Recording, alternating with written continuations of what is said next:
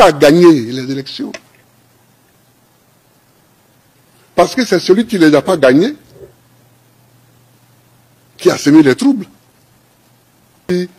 Il a signé un papier pour déployer l'armée. Jamais.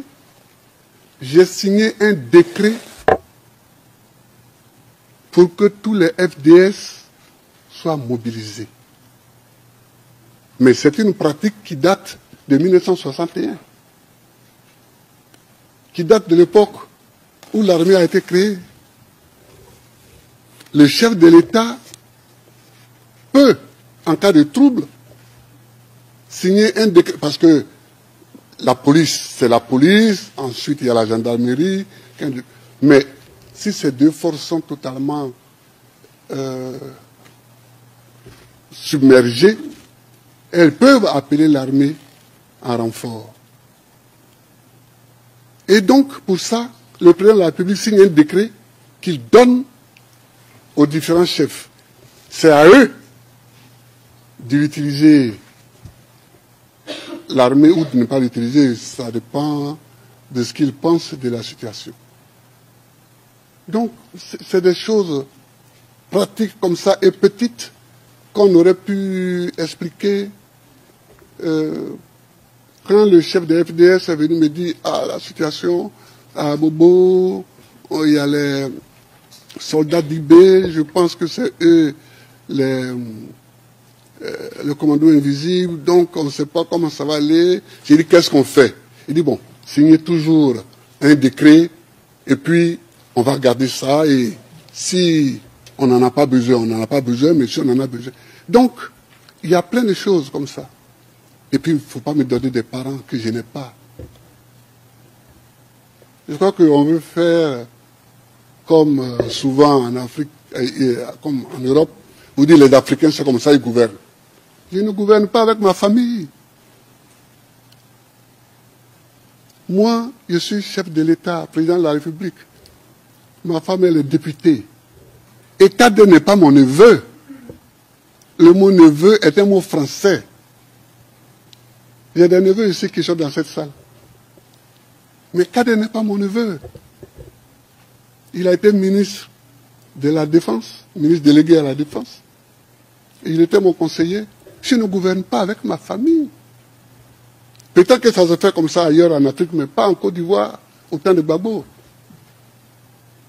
C'est-à-dire, il y a des petites choses comme ça qu'on aurait pu éviter, ça alourdit pour rien l'atmosphère, et ça nous empêche d'aller immédiatement au fond du problème. Madame la Présidente, toute ma vie, et ça se sait non seulement en Côte d'Ivoire, mais dans toute l'Afrique et dans toute la France politique, j'ai lutté pour la démocratie.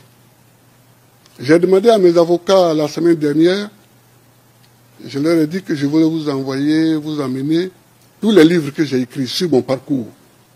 Ils ont dit que c'est trop tard pour introduire ces livres-là. Mais quand on aura tout fini, quel que soit le résultat, quel que soit ce que vous déciderez, j'enverrai un lot des livres de Gbagbo au bureau du procureur. Je vous enverrai un livre des livres de Gbagbo. Parce que, en fait, c'est ça, l'homme. Il marche, mais il laisse des traces sur le chemin qu'il parcourt. Comme ça, on peut le retrouver. J'ai lutté pour la démocratie. Et c'était au moment où nous ne savions même pas si le mur de Berlin allait s'écrouler. Nous ne savions pas ça. Donc on luttait avec un courage. Mais on était convaincus que nous-mêmes, on n'allait pas voir la démocratie triompher. Mais le mur de Berlin s'est écroulé et nous a aidés à gagner la victoire du multipartisme et de la démocratie. Non, c'est pourquoi je voudrais simplement dire, et je ne vais pas aller plus loin, je voudrais seulement dire que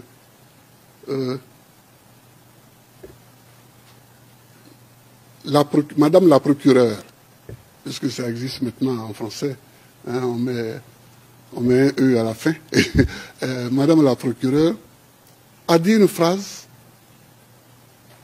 qui m'a un peu choqué, en disant que nous ne sommes pas là pour voir qui a gagné les élections et qui ne les a pas gagnées. Mais on ne peut pas parler, on ne peut pas débattre de la crise post-électorale et ne pas savoir comment les élections se sont passées. Qui a gagné les élections? Parce que c'est celui qui ne les a pas gagnées qui a semé les troubles. Je crois que c'est ça la logique. Donc, la question est là.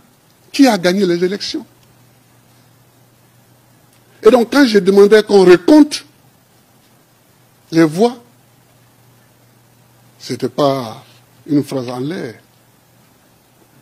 Vous avez vu vous-même les documents dont dispose l'accusation et sur lesquels les voix des électeurs sont répertoriées. On a vu que dans la seule ville de Bouaké, on a ajouté 100 000 voix à mon adversaire. Donc, madame, c'est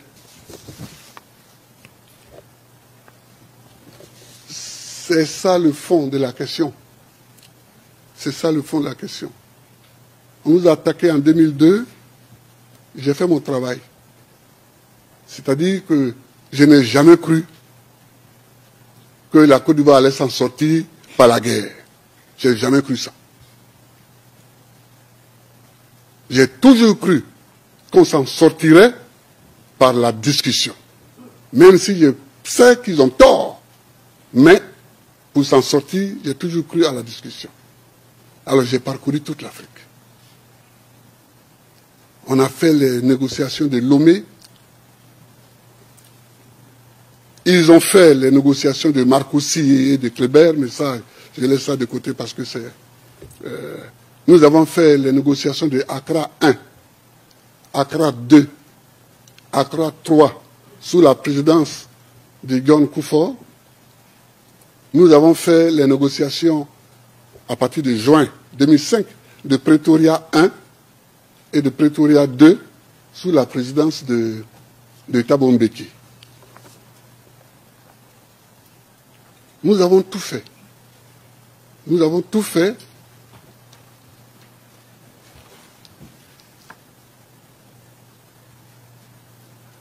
Nous avons tout fait pour que la discussion avance. C'est à Pretoria. C'est à Pretoria que j'ai demandé à Thabo Mbeki de m'aider à trouver une solution légale pour que Alassane soit candidat. Parce que ça empoisonne la situation. C'est à Pretoria, en 2005. Nous nous sommes retrouvés, Thabo Mbeki, Konan Bédié, Ouattara et moi-même. J'ai demandé à Ouattara de faire la traduction. De faire la traduction entre Thabo Mbeki et moi.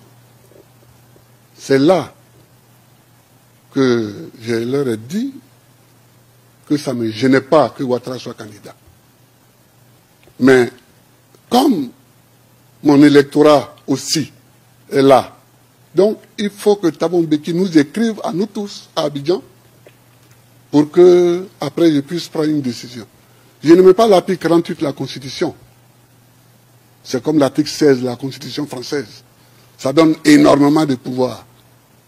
Mais ce jour-là, j'ai pris l'article 48 de la Constitution et j'ai permis à Ouattara et à Bédié, d'être candidats.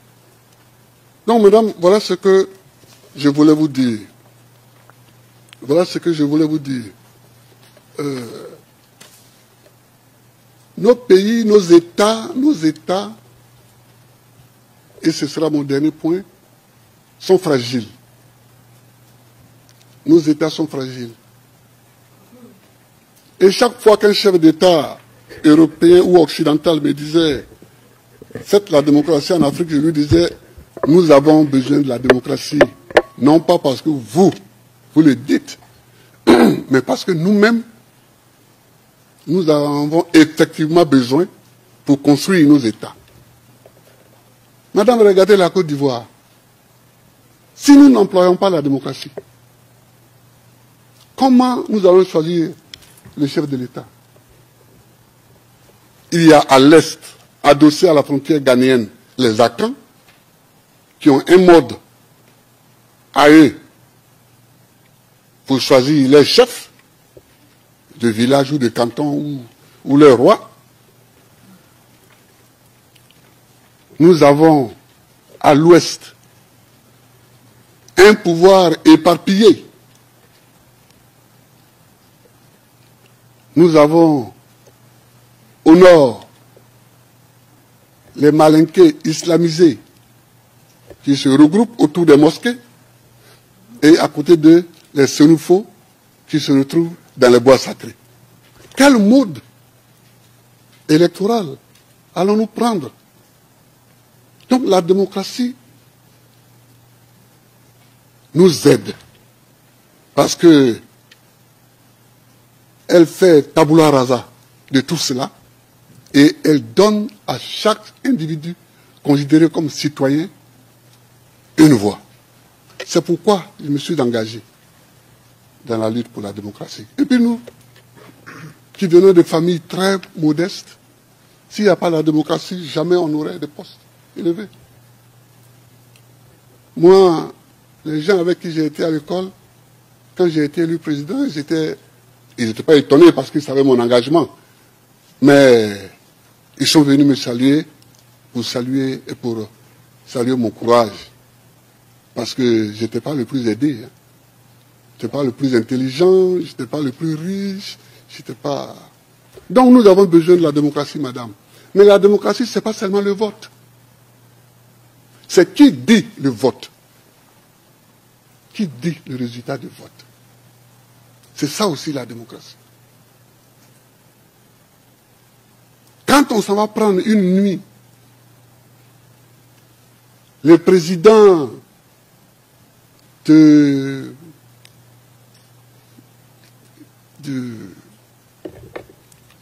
groupement électoral, qu'on l'amène dans le QG électoral d'un candidat, qu'on invite une télévision étrangère, on lui dit de parler et on le filme, et on diffuse ça dès le lendemain matin, ce n'est pas très démocratique ça, ce n'est pas la démocratie. La démocratie, c'est le respect des textes, à commencer par la plus grande des normes en droit, qui est la Constitution. Qui ne respecte pas la Constitution n'est pas démocrate. Madame, c'est parce que j'ai respecté la Constitution qu'on veut me mener ici. Alors, bon, je suis là, mais je compte sur vous. Je compte sur vous parce que je souhaite que tous les Africains qui me soutiennent et qui sont tout le temps ici, devant la cour, devant la prison, qui sont dans leur pays en train de manifester, en train de marcher, tous ces Africains-là, qu'ils comprennent que le salut pour les États africains, c'est le respect des constitutions que nous nous donnons et des lois qui en découlent.